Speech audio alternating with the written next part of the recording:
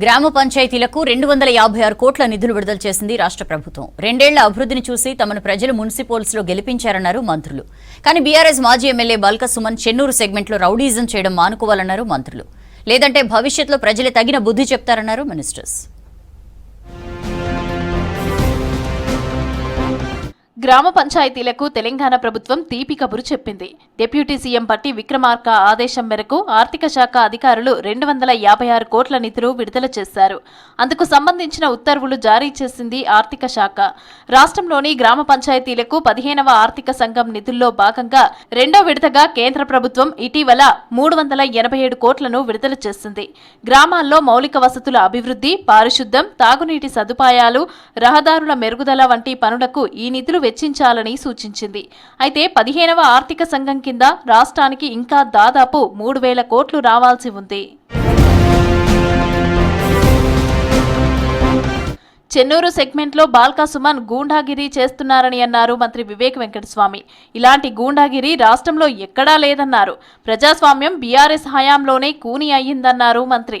ఉదయం క్యాతనపల్లిలో మంత్రి వివేక్, ఎంపీ వంశీకృష్ణ కాన్వాయ్లపై బాల్క సుమన్ అండ్ టీం దాడికి పాల్పడింది. మంత్రి కారు పైన స్వయంగా ట్రాఫిక్ కోన్ విసిరేశారు మాజీ ఎమ్మెల్యే బాల్క సుమన్. ఈ ఎలక్షన్స్ పార్టిసిపేట్ చేయడానికి మేము కారులో వెళ్తున్నాం. వెళ్ళేటప్పుడు అక్కడ పోలీస్ బ్యారికేడింగ్ ఉండే. పోలీస్ బ్యారికేడింగ్ దగ్గర మేము వెళ్ళినప్పుడు బాల్క సుమన్ ఒక 5 సంవత్సరాలు మెంబర్ ఆఫ్ పార్లమెంట్, ఒక 5 సంవత్సరాలు ఎమ్మెల్యేగా ఉండి ఆయన ఎందుకు మా మీద దాడి చేసిండో అర్థం కాలేదు.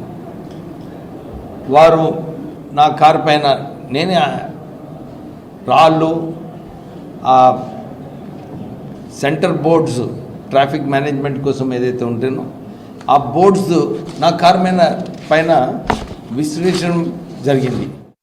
సనత్ నగర్ టిమ్స్ హాస్పిటల్ పనులను పరిశీలించారు ఆరోగ్య శాఖ మంత్రి దామోదర రాజనరసింహ.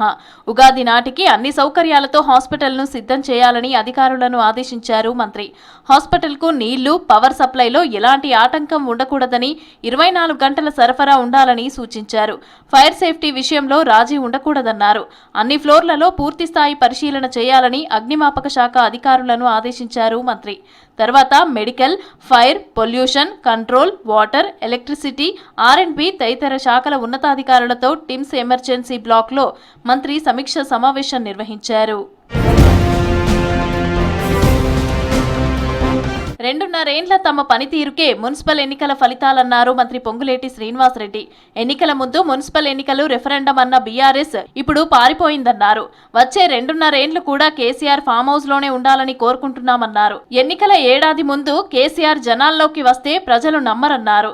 మున్సిపాలిటీల్లో బీఆర్ఎస్ ప్రలోభాలకు గురి చేసిన జనం ప్రజాప్రభుత్వం వెంటే ఉన్నారని చెప్పారు పొంగులేటి. సిపిఐ, కాంగ్రెస్ మధ్య అన్నదమ్ముల పంచాయతీ మాత్రమేనని చెప్పారు. జాతీయ స్థాయిలో ఆ పార్టీతో పొత్తులున్నాయన్నారు. భవిష్యత్తులోనూ కామ్రేడ్లతో కలిసి పనిచేస్తామన్నారు పొంగులేటి శ్రీనివాసరెడ్డి.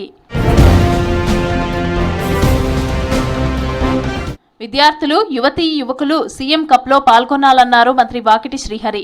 పల్లె నుంచి పట్నం వరకు విద్యార్థుల్లో ఉన్న క్రీడా స్ఫూర్తిని గుర్తించేందుకే సీఎం కప్ నిర్వహిస్తున్నామన్నారు. ఫిబ్రవరి 20న గచ్చిబౌలి స్టేడియంలో సీఎం కప్ జరగనుంది.